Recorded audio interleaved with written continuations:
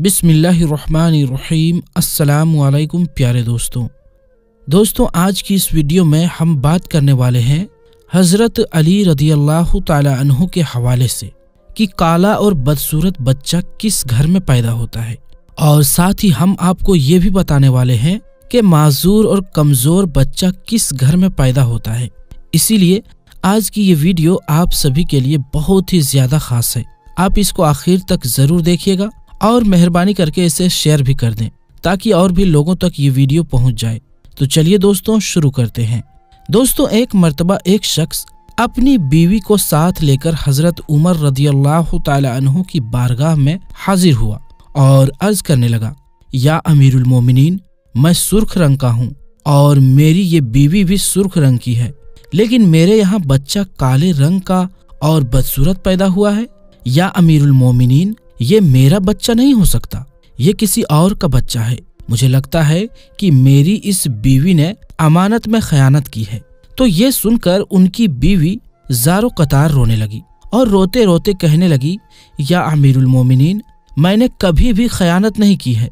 ये बच्चा मेरे इस शहर का है, मैंने इसके साथ हमेशा वफादारी की है। मगर दूसरी तरफ शौहर अपनी बीवी से बहुत ज्यादा खफा था। उसके दिल में बीवी के लिए नफरत आ चुकी थी। इसीलिए ये सुनकर वो शख्स कहने लगा, अमीरुल मोमिनीन, मेरी ये बीवी झूठ बोल रही है, ये बच्चा मेरा नहीं हो सकता है। ये सुनकर हजरत उमर रदियल्लाहु ताला अन्हु सोच में पड़ गए और सोचने लगे कि अब इस मामले का किस तरह से हल किया जाए। उसके बाद हजरत उमर उस शख्स और उस बीवी को साथ लेकर हजरत अली रदियल्लाहु ताला अन्हु की खिदमत में हाजिर हुए ताकि इस मामले का कोई हल निकाला जा सके। हजरत अली रदियल्लाहु ताला अन्हु ने मियाँ बीवी की बातों को सुनकर फिर उस शख्स से फरमाया, ऐ शख्स, पहले तुम मुझसे एक वादा करो कि तुमसे यहाँ पर जो भी बात पूछी जाएगी तुम उसका सच सच जवाब दोगे।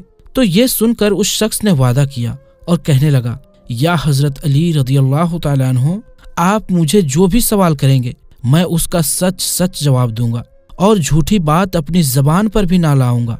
ये सुनकर हजरत अली रदियल्लाहु ताला अन्हु ने फरमाया, ऐ शख्स, सच सच बताओ, क्या तुमने अपनी बीवी के साथ हालत हैज में मुबाशरत की थी?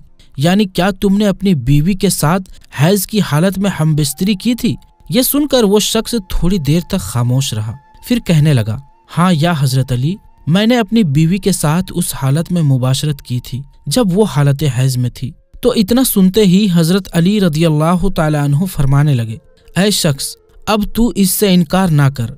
जब तुमने हालत हैज में अपनी बीवी के साथ में हमबिस्तरी की थी तो उस वक्त तुम्हारा नुतफा तुम्हारी बीवी के सियाह खून के साथ मिल गया था, यानी कि गंदे खून के साथ मिल गया था, जिसकी वजह से फिर तुम्हारा ये बच्चा सियाह रंग का यानी काले रंग का पैदा हुआ। यानी कि हैज की हालत में बीवी के साथ हम बिस्तरी करने की वजह से तुम्हारा ये बच्चा काले रंग का और बदसूरत पैदा हुआ है। लिहाजा अब तू इससे इनकार ना कर, ये बच्चा तुम्हारा ही है, तू इसे कबूल कर ले और अपनी इस बीवी पर झूठी तोहमत मत लगा।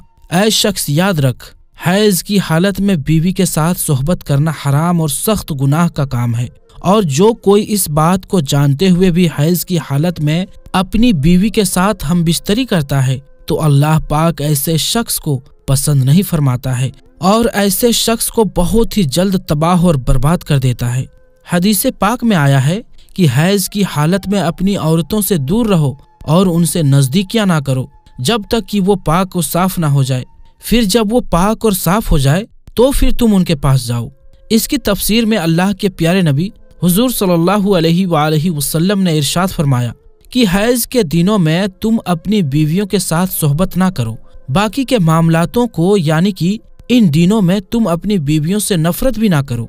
इसीलिए दोस्तों याद रखें, हैज यानी पीरियड्स की हालत में बीवी के साथ हम बिस्तरी करना हराम है, चाहे शादी की पहली रात ही क्यों ना हो। हैज की हालत में सोहबत करना सख्त गुनाह का काम है, और अगर कोई शख्स इस बात से इनकार करेगा और अपनी बीवी के साथ में हैज की हालत में सोहबत करता रहेगा तो ऐसा शख्स काफिर हो जाएगा, यानी कि ऐसा शख्स ईमान से खारिज हो जाएगा और फिर ऐसे शख्स को इस दुनिया में अल्लाह ताला तबाह और बर्बाद कर देगा। इसीलिए आप इस गंदे और बेहुदा काम से अपने आप को जरूर बचाएं। आप कभी भी हैज की हालत में अपनी बीवी के साथ सोहबत ना करें, वरना आप भी तबाह और बर्बाद हो जाएंगे। अब दोस्तों आपको बताते हैं कि माजूर बच्चे यानी कि कमजोर बच्चे किस घर में पैदा होते हैं। एक मर्तबा मदीना शहर में एक जवान लड़की की शादी एक बूढ़े मर्द के साथ हो गई और उसके बाद उन दोनों मियाँ बीवी का एक दूसरे के करीब आना हुआ, यानी कि शादी की पहली रात उन दोनों मियाँ बीवी का मिलाप हुआ। लेकिन इत्तेफाक से उसी रात उस बूढ़े आदमी का इंतकाल हो गया। अब क्योंकि उन दोनों का मिलाप हो चुका था, इसीलिए वो जवान लड़की हामिला यानी प्रेग्नेंट हो गई और फिर कुछ ही महीनों के बाद उस औरत को बच्चा पैदा हो गया। जब उसको बच्चा पैदा हो गया तो अब ये सवाल उठने लगा कि वो बूढ़ा शख्स तो शादी की पहली रात ही इंतकाल कर गया था, फिर आखिर इसको ये बच्चा कैसे पैदा हुआ?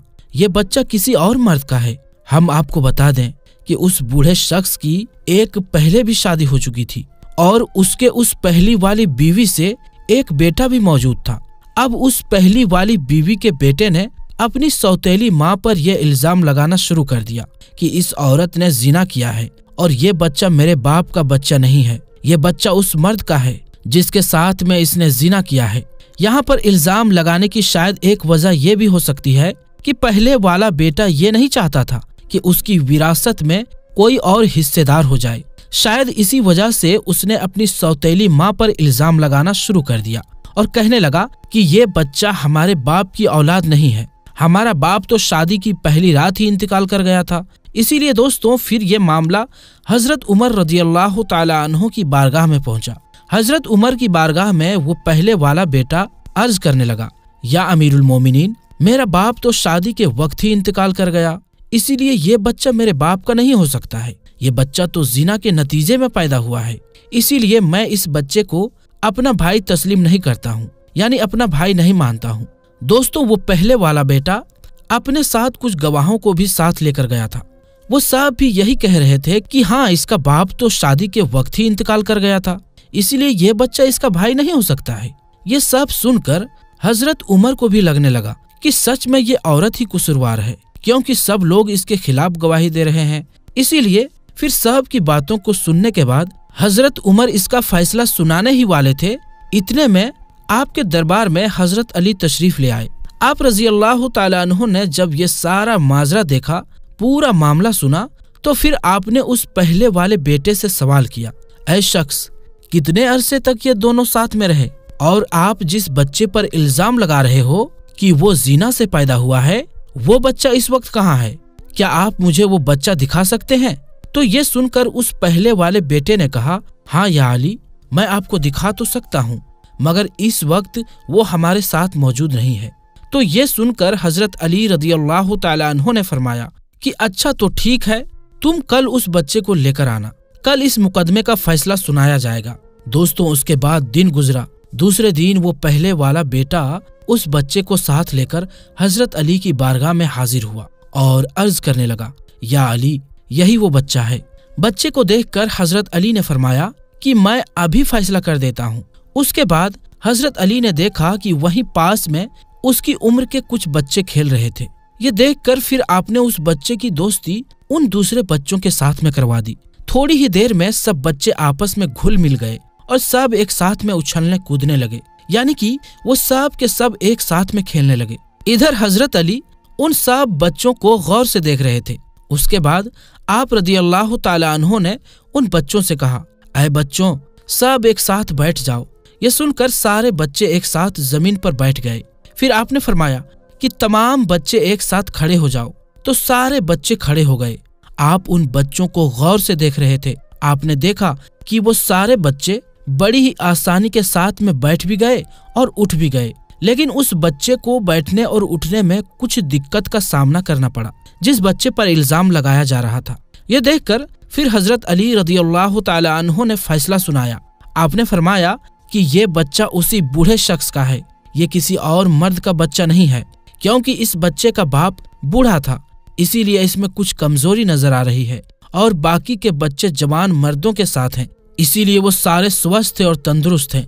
तो मेरे प्यारे दोस्तों, हम ये उम्मीद करते हैं कि आपको आपके सवालों का जवाब मिल ही गया होगा। तो दोस्तों आज के लिए बस इतना ही। इंशाअल्लाह मिलेंगे अगली वीडियो में। तब तक के लिए अस्सलामु अलैकुम। اللہ حافظ۔